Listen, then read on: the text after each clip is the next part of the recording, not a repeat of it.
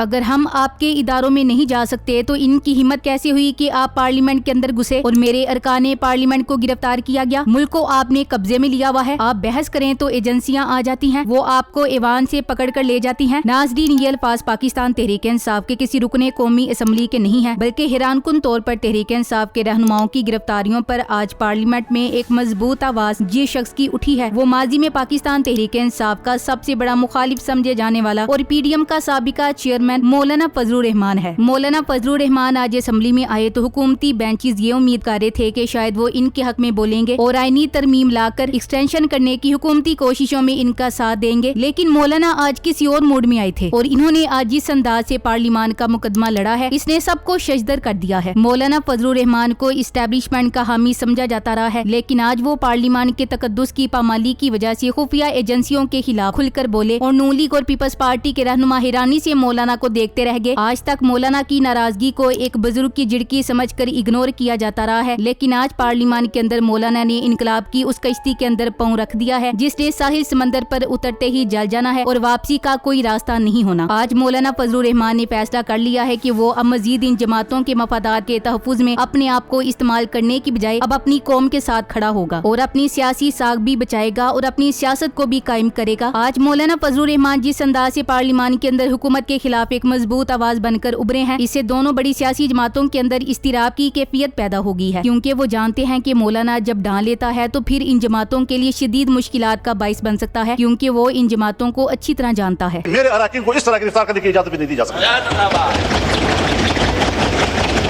اور پھر جو ایوان